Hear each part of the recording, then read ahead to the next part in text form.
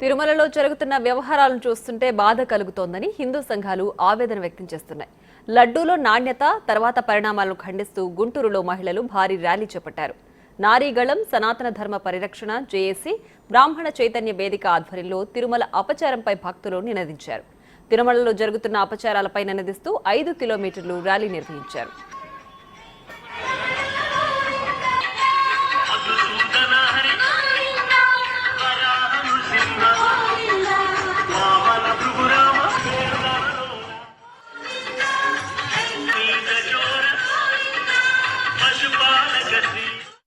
తిరుమల క్షేత్రాన గత ప్రభుత్వంలో స్వామివారి కైంకర్యాలు, పూజలు, టికెట్లు, కాంట్రాక్టులలో అనేక అపచారాలు, అవినీతి చేశారని, వీటిపై విచారణ జరిపించాలని భక్తులు డిమాండ్ చేశారు.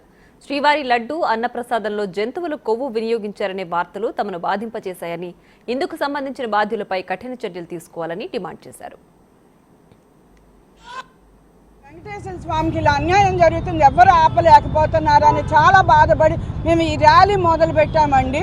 ఎవరైతే ఈ పని చేశారో వాళ్ళని సస్పెండ్ చేయమని మేము కోరుకుంటున్నాం. ఇంకెప్పుడు వాళ్ళకి సివియర్ పనిష్మెంట్ ఇవ్వాలి అని కోరుకుంటున్నాము. తిరుపతి వెళ్ళకుండా ఎవరు ఆపలేదే, అందరూ పర్మిషన్ ఇచ్చాడు. కోడికత్తి డ్రామా తిరిగి మళ్ళీ ఏదో ఒక డ్రామా చేసి కూటమి ప్రభుత్వం మీద వేయాలని చెప్పి చూశాడు. ప్రపంచవ్యాప్తంగా ఎంతో పవిత్రమైనటువంటి తిరుమల తిరుపతి దేవస్థానాన్ని ఇంత అపవిత్రం చేసి ఎంతో ప్రపంచవ్యాప్తంగా ఎంతో మంది భక్తుల మనోభావాలను దెబ్బతీసి వాళ్ళని మానసికంగా క్షోభ పెట్టి ఇలాంటి వాళ్ళ మీద కఠినమైనటువంటి చర్యలు తీసుకోవాలని ప్రభుత్వాన్ని మేము డిమాండ్ చేస్తున్నామండి. వీళ్ళని వెంటనే కఠినమైన శిక్షలు చేయాలి. ఎప్పటికైనా సరే జగన్మోహన్ రెడ్డి మీకు ఒకటే చెప్తున్నాం, డిక్లరేషన్ మీద సంతకం పెట్టి కొండపైకి వస్తానని పత్రికా ముఖంగా బహిరంగంగా చెప్తేనే తిరుమల కొండని ఎక్కడిస్తాం. నీ కులం మానవత్వం అని చెప్పటం ఇవన్నీ దారుణమైన విషయం.